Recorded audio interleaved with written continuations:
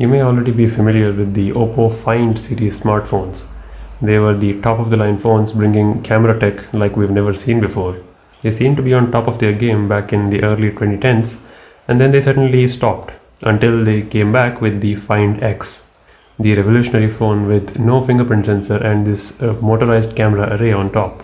Now, of course, it was criticized heavily for the lack of any water resistance and the durability issues that it has, but it was a cool gadget nevertheless, and Oppo really showcased their engineering prowess and showed the world that they're not really afraid, and the Find series is very much alive. After the Find X came out and a bunch of reviews came in with good and bad impressions of it, they decided to finally drop a successor with the Find X2 series smartphones.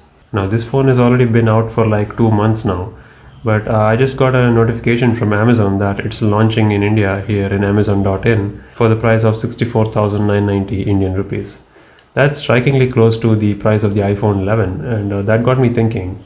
If somebody was in the budget to buy a phone for that price and they were looking into the Android side of things, what would they get if they buy the Oppo Find X2 Pro, their latest and greatest flagship, which many claim to be the most powerful Android phone out there? I never cared to personally take a look until now, so let's just get into it. Now, the first thing that anybody would notice about this phone is the display. This beautiful 6.7-inch QHD AMOLED display with the 120Hz refresh rate sports a 240Hz touch sampling rate, meaning that it's smooth like never before. And like you probably know already, unlike Samsung, it allows you to have the high refresh rate along with the QHD resolution at the same time. This display is also HDR10 Plus certified, meaning that it can produce over 1 billion colors, and like most modern smartphones out there, it gets insanely bright at 1200 nits of peak brightness. This high refresh rate works great for the games and content that actually supports it, but what about the normal videos? Seems like they have some kind of a motion clear technology, meaning that the video motion will be enhanced to a higher frame rate. They say that this can supposedly bring up videos playing at 30 FPS all the way up to 60 or even 120 FPS to take advantage of the high refresh rate on the display. It does seem to make some kind of difference, but through camera it's not really that visible. It's using a Sony IMX586 48 megapixel main sensor, which is actually a pretty high quality sensor, and it does produce some stunning details. Operating at f1.7 aperture, you'll get some great output out of this. After all, Oppo was known for their camera tech, and this flagship is no slouch. It's also accompanied by the periscope zoom camera, which we saw on some Huawei phones. I think it was the Mate 20 Pro. That combined with their new focusing mechanism, which they're calling all-pixel omnidirectional PDAF. It basically ensures that you have the same focus point when you are switching between these cameras. So that should give you better control over your videos. Being the driving force behind OnePlus's dash charge, Oppo's SuperVOOC charger has once again raised some eyebrows and dropped a couple of jaws by their 65-watt charging solution, which can basically top up this entire phone in just under 40 minutes. That's absolutely crazy. Like, I have witnessed the 40-watt SuperVOOC charger myself, and I don't even know how fast the 65-watt would feel. I mean, it just goes to show how much the other manufacturers are lagging behind Oppo when it comes to this cutting-edge battery technology. Under the hood, it's rocking a Snapdragon 865 processor, which is accompanied by a new 5G modem. It also has 12 GB of LPDDR5 memory, so that's blazing fast. And of course, it has the latest UFS 3.0 storage for ultra-fast read and write speeds.